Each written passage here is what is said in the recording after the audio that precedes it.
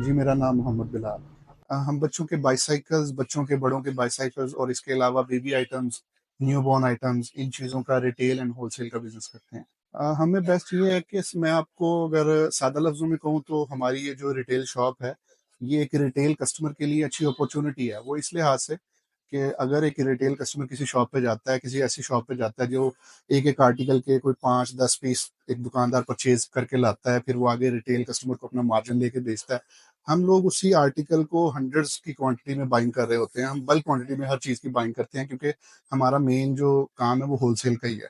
तो होलसेल की क्वांटिटी में बाय करके उसके ऊपर अपना मुनासिब मार्जिन लेके जब हम रिटेल में यहाँ पे प्राइस रख के बैठे हैं, तो ये एक रिटेल कस्टमर के लिए बहुत अच्छी अपॉर्च्युनिटी है। सादा लफ्ज़ों में मैं आपको बता सकता हूँ कि हमारी जो सेल प्राइस है, वो एक दूसरे किसी भी रिटेल शॉप की परचेज़ प्राइस जो है उसको कम्पीट करती है। तो डेफ़िनेटली उसने जब ऊपर मार्जिन लेना है तो वो कस्टमर के लिए एक प्रोडक्ट जो भी वो बाय कर रहा है वो उसको महँगी मिल रही होगी हमसे हमारी निस्बत। अगर कोई बंदा ये काम शुरू करना चाह रहा है उसके लिए वेरी ईज़ी है क्योंकि एक तो ये है कि प्रॉपर आपको साइकिलों की दुकान नहीं चाहिए। अगर आपका कोई डिपार्टमेंटल स्टोर है, कैश एंड कैरी, आपका बच्चों की गारमेंट से रिलेटेड या बच्चों से रिलेटेड कोई भी आपकी शॉप है, आप उसमें इसको एक छोटी-सी जगह दे के और अपनी मुनासिब एक इन्वेस्टमेंट 2 ढाई लाख से लेके 5 लाख या अगर आपके पास बजट ज़्यादा है तो आप इसको 10 लाख तक भी लेके जा सकते हैं। आप आके हमसे उस प्राइस रेंज में बाइंग करें, हम आपको गाइड करेंगे आपके एरिया के मुताबिक कौन-सी प्रोडक्ट्स जो हैं वो हॉट सेलिंग आइटम्स होंगे। तो उसके ऊपर आप अपना मुनासिब प्रॉफिट मार्जिन रख के उसको सेल करें और हमसे आके रीबाइंड करें और अपने बिज़नेस को कंटिन्यू करें।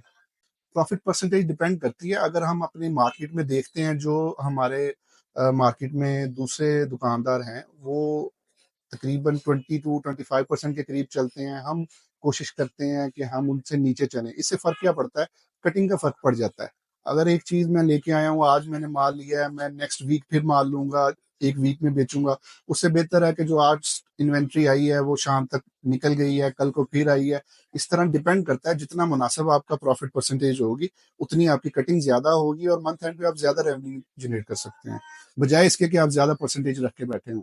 सेल प्रॉब्लम्स इस तरह है, 2 चीज़ें हैं। सबसे पहली चीज़ तो ये कि पहले साइकिल होती थी सवारी, अब हो गया है बच्चों के लिए समझिए एक्टिविटी है। पहले अगर कोई पेरेंट्स बच्चों को साइकिल लेके देते थे कि जी इसने स्कूल जाना है, अगर अब अगर वो बच्चों को स्कूल साइकिल पे नहीं भेजते, तो उनको पता है कि बच्चे के लिए कोई एक्टिविटी हमें चाहिए, तो लोग बच्चों को अपने को साइकिल लेके देते हैं और खुद भी जो बिज़नेसमैन है या जो यंग जनरेशन है, वो साइक्लिंग करना पसंद करती है।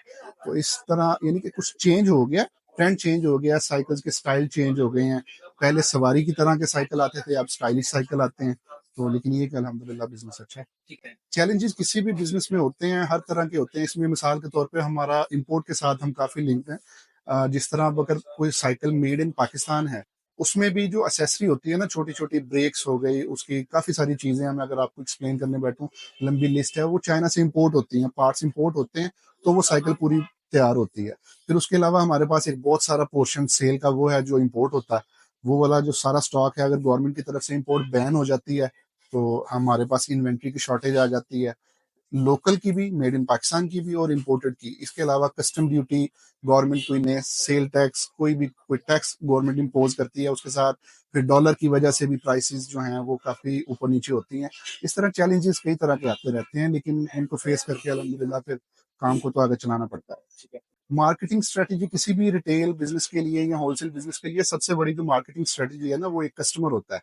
अगर एक कस्टमर हमसे एक प्रोडक्ट बाय करके लेके जा रहा है, तो हमारा काम ऐसा है कि उसका नेबर, उसका कोई रिलेटिव, उसका भाई उससे पूछेगा, "यार ये कहाँ से लेके आए हो? कितने की लेके आए हो? या आपने महीना पहले ली थी, इसकी क्वालिटी कैसी निकली है?" सबसे अच्छी जो मार्केटिंग स्ट्रैटेजी है, वो हमारी यही है कि हम कोशिश करते हैं कि कस्टमर को प्राइस वो दें कि अगर वो नेक्स्ट किसी और को बताए कि मैंने कितने की ली है या कहीं से पता करे, तो उसको यही फ़ील हो कि मैं सही जगह पे गया था। और दूसरा, हमारी प्रोडक्ट की क्वालिटी ऐसी हो कि उसको सैटिस्फैक्शन हो, वो दोबारा भी हमारे पास आए और किसी और को भी हमारे पास भेजे। तो हम ज़्यादा कोशिश करते हैं, इस स्ट्रैटेजी को फ़ॉलो करते हैं। उसके अलावा हमने फ़ेसबुक पे अपना एक पेज बनाया हुआ है, वहाँ पे हमारा कुछ आर्टिकल्स वगैरह हम लगा देते हैं, शो पोस्ट कर देते हैं। लेकिन हमारी माशाल्लाह क्योंकि कटिंग ज़्यादा है और हम होलसेल का काम करते हैं, तो अगर एक स्टॉक आ जाता है, हम अपने पेज पे पोस्ट करते हैं, जब तक वो कस्टमर्स देखते हैं, वो स्टॉक फिनिश हो गया होता है, हमारे पास नई इन्वेंटरी आ जाती है। फ्यूचर किसी भी कारोबार का वो डिपेंड करता है, अल्लाह ताला आगे उसके लिए आसानियाँ पैदा करे, अल्लाह ताला सारा मेन चीज़ मुल्क की हालात जिस तरह आजकल अगर मैं बात करता हूँ, आज 26 नवंबर है, तो आजकल अपने मुल्क के आपको पता है कि काफ़ी सारे रास्ते बंद हैं। अब कराची से हमारी जो इन्वेंटरीज़ आ रही हैं, हमारा स्टॉक जो है वो स्टक हुआ हुआ है। कंटेनर्स जो हैं वो रास्ते में रुके हुए हैं, कस्टमर्स यहाँ पे हमारे पास आते हैं। जैसे आज सुबह तकरीबन 12 बजे एक दुकानदार आया था जिसने हमें एडवांस पेमेंट भी की हुई है। वो कह रहा था कि मेरा स्टॉक दे दें मुझे, लेकिन क्योंकि हमारा स्टॉक अभी रास्ते में स्टक हुआ हुआ है, इस तरह फिर इन चीज़ों के साथ बिज़नेस काफ़ी इफ़ेक्ट होते हैं। अल्लाह करे मुल्की हालात ठीक रहें, डॉलर की जो सूरत-ए-हाल है वो काबू में रहे, ये सारा कुछ ठीक रहे तो फिर इंशाल्लाह फ्यूचर ब्राइट है। देखने वालों के लिए मशवरा है कि कारोबार में आना चाहिए, चाहे इस कारोबार में आएँ या किसी में भी आएँ। इसमें आएँगे तो इंशाल्लाह वो हमारे पास आएँगे, हम उनको गाइड भी करेंगे, हेल्प भी करेंगे और अपना बिज़नेस तो फिर आपको पता है वो है ही बरकत चीज़। Thank you.